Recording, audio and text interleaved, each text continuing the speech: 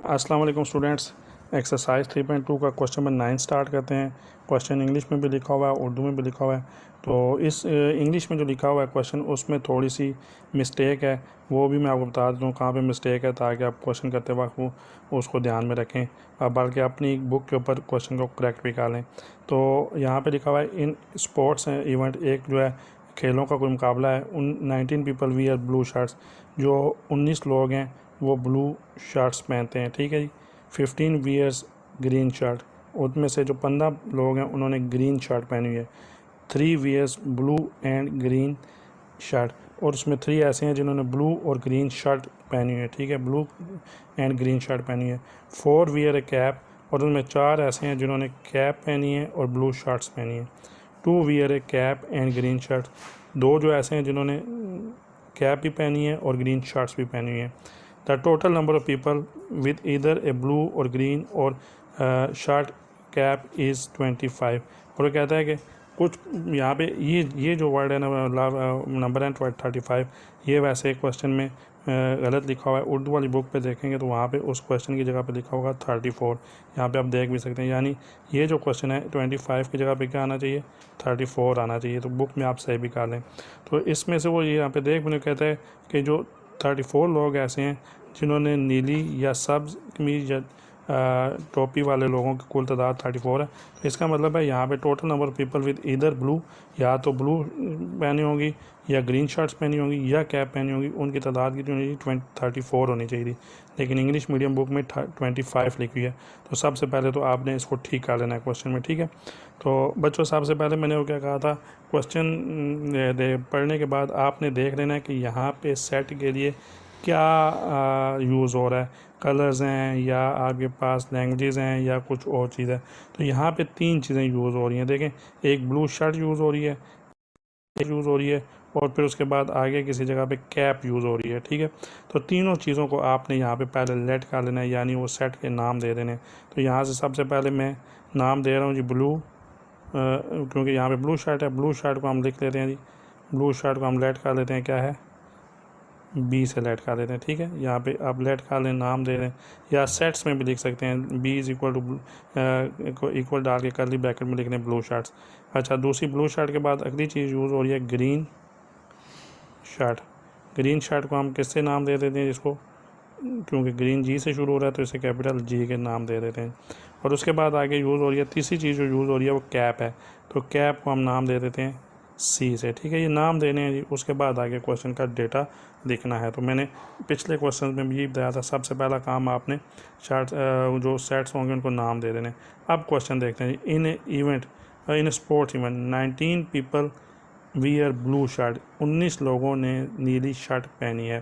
तो नंबर्स हैं, तो नंबर के लिए हम क्या कहते हैं, एन, और ब्लू शर्ट है तो एन और बी कितना हो जाएगा, 19 हो जाएगा। डेटा देखते जाइएगा। ठीक है जी, इधर तक हो गया। 15 वियर ग्रीन शर्ट, 15 ऐसे हैं जिन्होंने ग्रीन शर्ट पहनी है। ठीक है, तो यहाँ पे आप लिखेंगे एन ऑफ ग्रीन को जी से लिख दें, और ये हो गया 15। आगे देखते हैं जी। 3 wear blue and green, and के लिए जब भी मैंने क्या कहा था आपको पहले भी, एंड आएगा तो इंटरसेक्शन, यानी बी ब्लू बी से ज़ाहिर हो रहा है और ग्रीन जी से हो रहा है, तो ये बी इंटरसेक्शन जी कितना हो जाएगा, और ये 3 हो जाएगा। तो यहाँ पे आप लिखेंगे एन बी इंटरसेक्शन जी कितना हो गया, 3। ठीक है, उसके बाद आगे आ जाए। 4 wear A cap and green blue shirt, cap को सी से ज़ाहिर किया तो इसका मतलब सी इंटरसेक्शन, ये ब्लू बी से ज़ाहिर किया तो सी इंटरसेक्शन ब्लू बी कितना हो जाएगा, 4। ठीक है, तो यहाँ पे आप लिखें सी इंटरसेक्शन बी क्या हो गया, 4। उसके बाद आगे आ जाए। 2 wears a cap and green shirt, जो 2 हैं उन्होंने कैप और ग्रीन शर्ट पहनी है, तो सी इंटरसेक्शन जी हो जाएगा 2। ठीक है, सी इंटरसेक्शन जी हो गया जी आपके पास 2। ठीक, यहाँ तक बात होगी। और उसके बाद आगे चलते हैं जी। The total number of people with either a blue और ग्रीन और कैप, और के लिए मैंने आपको कहा था जिस जगह पे और आएगा वो यूनियन का, वो उसको यूनियन के साथ रिप्रेजेंट करेंगे। ठीक है, तो यहाँ पे इसका मतलब है कि ब्लू बी, ग्रीन जी और कैप सी, तीनों का यूनियन कितना हो जाएगा, 34। तो यहाँ पे आप लिख लेते हैं N blue union green union cap, ये कितना हो गया जी 34। इंग्लिश मीडियम बुक में यहाँ पे 25 लिखा हुआ है, तो आपने इसको क्या लिखना है 34 लिखना है। ये तो हो गया बच्चों यहाँ पे डेटा। इसके बाद उसने क्या कहा जी, how many people are wearing cap, cap कितनों ने पहनी है, यानी एन ऑफ सी आपने फाइंड आउट करना है, कितनों ने सिर्फ कैप पहनी हुई है, ठीक है, ये आपने फाइंड आउट करना है। अब बच्चों ये लिखने के बाद अब आपको फार्मूला लिखना है। फार्मूला मैं यहाँ पे थोड़ा सा नीचे कर देता हूँ तो आगे लिखने में आसानी हो। तो फार्मूला लिखने के लिए मैंने आपको पहले भी कहा था स्टार्ट कहाँ से होना है, यूनियन से। तो तीनों सेट का यूनियन क्या होगा, एन बी यूनियन जी यूनियन सी। ये बी जी सी क्यों लिखा है, क्योंकि ये सेट्स के नाम हमने ऊपर यही लिखे हुए हैं, ठीक है। और उसके बाद राइट साइड पे क्या करना था, आपको याद है, तीनों सेट्स को पहले आपने सिंगल करके लिखना है, यानी एन ऑफ बी हो गया, फिर एन ऑफ जी होगा, और दरम्यान में कौन सा साइन आना है, प्लस का, ठीक है। सिंगल सेट के लिए कौन सा आता है, प्लस। फिर उसके बाद एन ऑफ सी हो गया, ठीक है। ये तीनों आपने लिख चुके हैं। उसके बाद इंटरसेक्शन लेना है, तो इंटरसेक्शन के लिए दो सेट्स के इंटरसेक्शन में बीच में क्या आता है, माइनस, तो अब पहला बी इंटरसेक्शन जी हो जाएगा, तो साथ क्या आएगा, एन बी इंटरसेक्शन जी हो गया, ठीक है। फिर माइनस बी इंटरसेक्शन सी हो गया, ठीक है, एन बी इंटरसेक्शन सी हो गया। फिर बच्चों minus N G intersection C हो गया। ये फार्मूला मैंने आपको ऑलरेडी बताया हुआ है, जी इंटरसेक्शन सी हो गया। फिर ये जब तीनों हो गए, दो दो के हो चुके, तो लास्ट पे आपने तीनों का इंटरसेक्शन भी लेना होता है। तीन के इंटरसेक्शन जब लेते हैं दरम्यान में कौन सा साइन आता है, प्लस आता है। ऑलरेडी आपको काफ़ी दफ़ा बता दूँगा। तो ये हो जाएगा G B intersection G intersection C, ठीक है। ये आपके पास फार्मूला आपका पूरा हो गया जी। अब जो डेटा आपके पास ऊपर मौजूद है उसकी वैल्यू पुट करते हैं।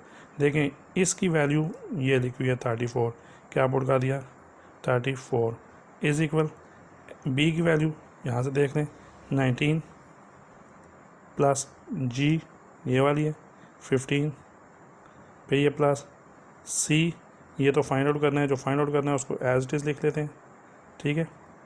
फिर माइनस बी इंटरसेक्शन जी, ये है जी 3, फिर माइनस बी इंटरसेक्शन सी, ये बी, अच्छा एक याद रखिएगा, यहाँ पे बी इंटरसेक्शन सी लिखा हुआ है ना, इसको ऐसे भी पढ़ा जा सकता है, सी इंटरसेक्शन बी, जगह आगे पीछे हो जाए, ये वाला सेट बी इधर लिखा हो या इधर लिखा हो, इससे कोई खास फ़र्क नहीं पड़ता, इंटरसेक्शन में इनकी प्लेस चेंज हो सकती है। तो यहाँ पे बी इंटरसेक्शन लिखा है, यहाँ पे सी इंटरसेक्शन भी है, तो बात एक ही है, ठीक है।